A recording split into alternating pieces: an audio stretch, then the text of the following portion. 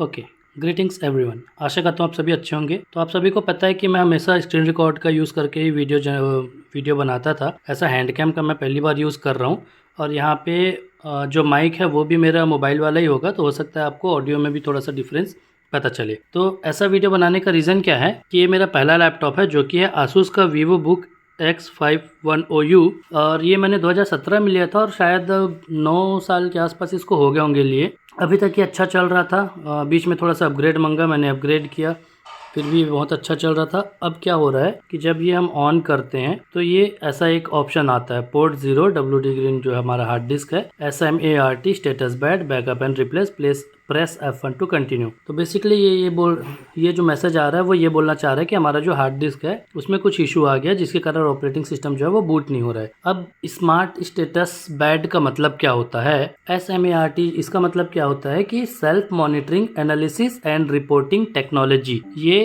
BIOS जो होता है हमारा बेसिक इनपुट आउटपुट सिस्टम, जब हमारा ऑपरेटिंग सिस्टम बूट होता है तो सबसे पहले वो एक प्रोग्राम रन करता है, प्रोग्राम बोलूँगा मैं यहाँ पे, जो कि होता है post power on self testing. तो जब बायोस पोस्ट जब रन करता है तो ये जो SMART है, self monitoring analysis and reporting technology, ये जो प्रोग्राम है ये चेक करता है कि हमारा हार्ड डिस्क का हेल्थ कैसा है और हमारा हार्ड डिस्क या SSD बोलें जिसमें हमारा ऑपरेटिंग सिस्टम इंस्टॉल है वो किस प्रकार से वर्क कर रहा है। तो अभी यहाँ पे क्या आ रहा है कि स्मार्ट स्टेटस बैड मतलब कि मेरा हार्ड डिस्क में कोई इशू है। और होता क्या है, generally press F1 to continue जो है, प्रेस F1 टू रेज्यूम वगैरह जो भी, तो जब हम F1 दबाते हैं तो ये नॉर्मल तरीके से बूट हो जाता है। बट मेरे केस में क्या हो रहा है कि ये बायोस में आके रुक जा रहा है। ठीक है, अब अगर मैं यहाँ से बायोस से एग्जिट भी लूंगा तो भी ये रिस्टार्ट होकर वापस बायोस में आ जाएगा। आप यहाँ से देख सकते हैं मेरा ये हार्ड डिस्क जो है यहाँ पे शो हो रहा है, बूट प्रायोरिटी में हार्ड डिस्क भी है, मतलब हार्ड डिस्क ही है और कोई तो डिवाइस लगी ही नहीं है ना। और यहाँ पे मेरे हार्ड डिस्क का जो साटा पोर्ट में हार्ड डिस्क कनेक्ट है उसका जो स्टोरेज है, बेसिकली मेरा जो स्टोरेज है वो भी यहाँ पे शो हो रहा है। तो मेरे पास हार्ड डिस्क लगा है, एक्टिव है, बट उसमें ऑपरेटिंग सिस्टम बूट नहीं हो रहा है। ठीक है, अब नॉर्मल कंप्यूटर्स या नॉर्मल टाइम पे क्या होता है कि जैसे हम प्रेस F1 टू रेज्यूम वाला ऑप्शन था, F1 दबाएं तो वो रेज्यूम होता है और नॉर्मल इस तरीके से जो ऑपरेटिंग सिस्टम है वो बूट हो जाता है। उसके बाद हमको जो भी बैकअप वगैरह लेना होता है वो हम बैकअप लेते हैं और हार्ड डिस्क को रिप्लेस कर लेते हैं या फिर अपग्रेड कर लेते हैं। मेरे केस पे क्या हो रहा है कि ये बार बार या बायोस में आ जा रहा है। ठीक है, अब पहले हम बात कर लेते हैं कि उस केस में जहाँ पे ये ऑन करने पे F1 दबाने पे नॉर्मल तरीके से बूट हो जाता है। अब आप मान लीजिए आपने बैकअप ले लिया बट आपने अपग्रेड नहीं किया, कोई चेंजेस नहीं किए, तो जब भी आप PC ऑन करेंगे, जब भी आप लैपटॉप ऑन करेंगे तो ये वाला जो ऑप्शन है स्मार्ट स्टेटस बैड वाला वो आएगा ही आएगा। फिर आप F1 दबाएंगे और उसके बाद ये नॉर्मल तरीके से बूट हो जाएगा। ठीक है, इसको हटाने का तरीका क्या होता है, आप यहाँ पे देख सकते हैं एडवांस मोड F7 का जो ऑप्शन है, तो हम F7 प्रेस कर लेंगे। F7 दबाने पे आप देखेंगे यहाँ पे एडवांस है, एडवांस में जाएंगे। एडवांस में जाने के बाद यहाँ स्मार्ट सेटिंग दिख रहा है। मैं ज़्यादा क्लोज नहीं ले जा रहा हूँ और ब्लर होने नहीं दे रहा हूँ, तो हो सके तो आप मैनेज करिएगा।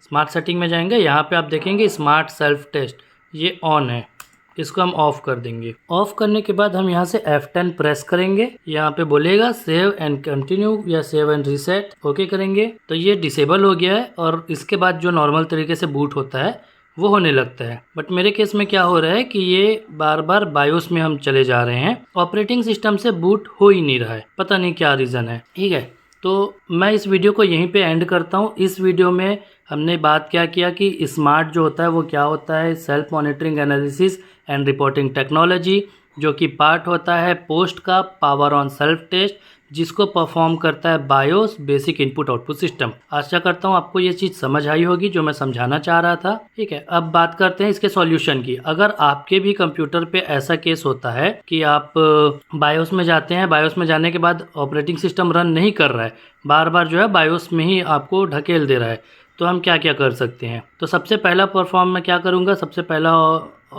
ऑप्शन बोलेंगे, सबसे पहला तरीका मैं यूज़ करूँगा अपना हार्ड डिस्क, इसको निकालूंगा, हार्ड डिस्क को वापस से लगाऊंगा, उसके बाद एक बार चेक करूंगा, हो सकता है पोर्ट्स में कुछ इशू हुआ हो, हिला विला हो, जिसके कारण ऐसा हो रहा हो। दूसरा तरीका क्या होगा यहाँ मेरा सेकंड लैपटॉप रखा हुआ है जिसमें मैंने पेन ड्राइव लगा के रखा है। मैं इस पेन ड्राइव को बूटेबल पेन ड्राइव में कन्वर्ट करूँगा और उसके बाद इसमें डायरेक्ट मैं उससे रन करूँगा। ध्यान रहे मैं फॉर्मेट नहीं करूँगा, मैं पेन ड्राइव को रनेबल बनाऊँगा जिसमें पेन ड्राइव में पूरा ऑपरेटिंग सिस्टम डलेगा और पेन ड्राइव में ही हमारा ऑपरेटिंग सिस्टम रन करेगा। उससे क्या होगा कि जब हमारा पीसी ऑन हो जाएगा तो एक बार हार्ड डिस्क चेक कर लिया जाएगा कि वहाँ से दिख रहा है नहीं दिख रहा है etc।